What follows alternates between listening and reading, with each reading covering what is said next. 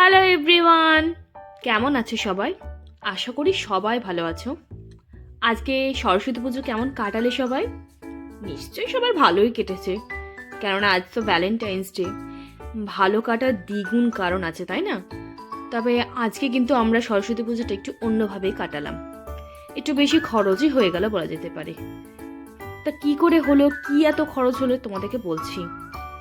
আমরা ওই আমাদের বাগান ছিল, ওই বাগানটার চারিদিকটা ঘিরেছিলাম, তো তাতে বহুত খরচা হয়ে গেছে ভাই। তাই ওনাকে এবার টাকা দিতে যাচ্ছি।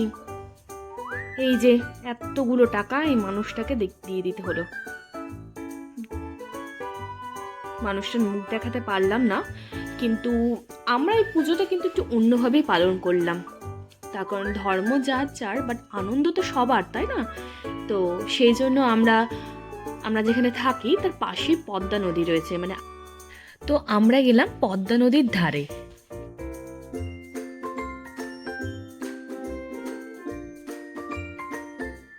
চলে এসেছি আমরা পদ্মা নদীর ধারে। তো এখানে একটা দোকান রয়েছে যেখানে অনেক অ্যাকোরিয়াম পাওয়া যায়, এবং সেখানেও বিভিন্ন রকমের মাছ রয়েছে। আর এখানে একটা এই খাঁচাতে দেখুন অনেক রকমের পাখি রয়েছে। তো আমার ছেলে তো যথারীতি এই পাখি আর মাছ দেখে তো ভীষণ আনন্দ হয়েছে, তো সে কিছুক্ষণ তাদের সাথে খেলে নিল।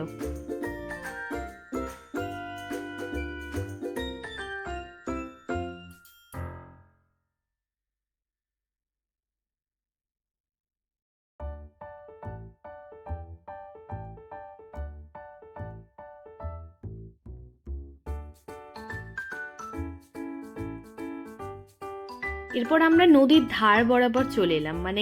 এই যে দেখছেন নদী, এখন তো শীতকাল, সেই জন্য এই নদী একদমই শুকিয়ে গেছে বলা যেতে পারে। আমরা এখন যেখানে হাঁটছি সেখানে অন্য সময় কিন্তু জল থাকে।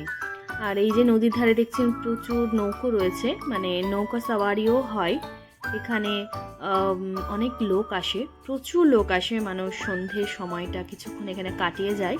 এখন শীতকাল বলে অতটা জল নেই বলে অতটাও ভালো লাগছে না, কিন্তু আমরা অন্য সময় বর্ষাকালের সময়ও গেছিলাম। তখন দেখুন এই যে এটা হচ্ছে বর্ষাকালের সময়, তো তখন কিন্তু প্রচুর জল থাকে।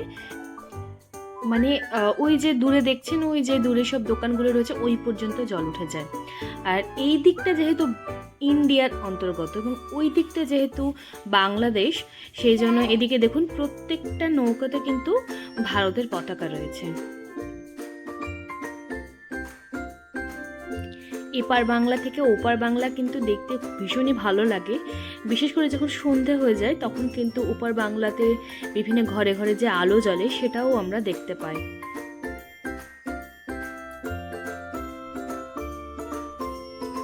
এরপর আমরা একটা চায়ের দোকানে গেলাম এবং চা খেলাম। আমাদের চা খাওয়া দেখে ছেলেরা তো ইচ্ছে হলো চা খেতে, সে ভেবেছে তার জন্য মনে হয় 1 কাপ অর্ডার দেওয়া হবে।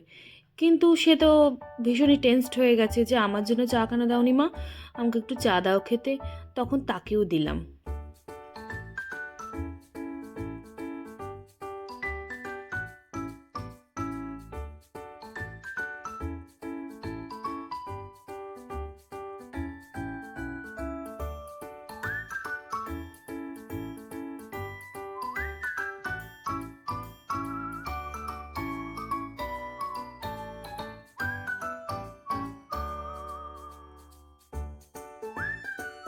আমার ছেলেটা এত চাখর হয়েছে যে সে রীতিমতো ওই যে দাদাটাকে দেখছেন, ওই দাদার কাছে গিয়ে রীতিমতো ও আবার চা চাইতে গেছে। ভাবুন একবার। অবশেষে সে তার আবদার তো পূরণ করতে পারলো, তাকে চা দেওয়া হলো। এত গরম সে তো খেতে পারবে না, সেজন্য আস্তে আস্তে করে তাকে খাওয়ানো হলো।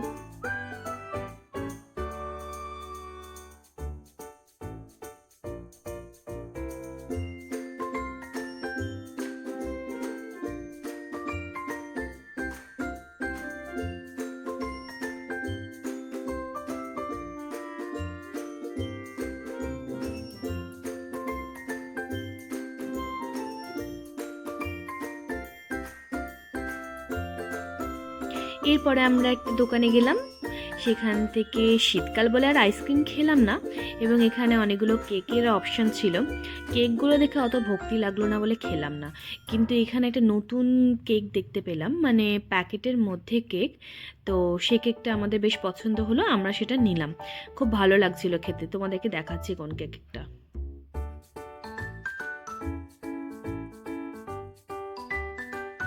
এই যে এইটা জিগি, এই কেকটা। ছেলেকে একটু চুপ করানোর জন্য আমরা ওকে কিটক্যাট দিলাম, আর এরপরেই আমরা একটা রেস্টুরেন্টে গেলাম। রেস্টুরেন্ট ঠিক নয়, মানে ক্যাফেতে গেলাম। এই যে ঠেক ক্যাফে, ক্যাফেটা বেশ সুন্দর একটা ক্যাফে, ছোট বাট ভালো। এখানে আগেও এসেছি আমরা, কিন্তু আমরা এখানে এলাম, তো এখানে ভাবলাম যতক্ষণ অর্ডার করছি ততক্ষণ আমরা বসে বসে কেকটা খাই।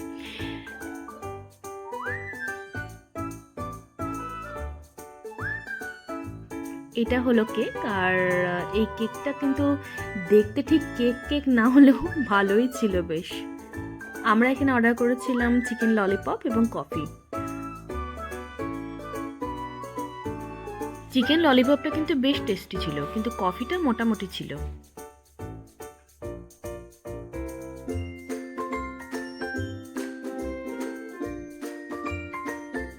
এই ক্যাফেতে যারা এসেছে তারা অনেকে এখানে তাদের রিভিউ লিখে গেছে। এখানে তো পড়তে গিয়ে দেখলাম রিভিউ থেকে সবারই লাভ মেসেজ বেশি দেখলাম।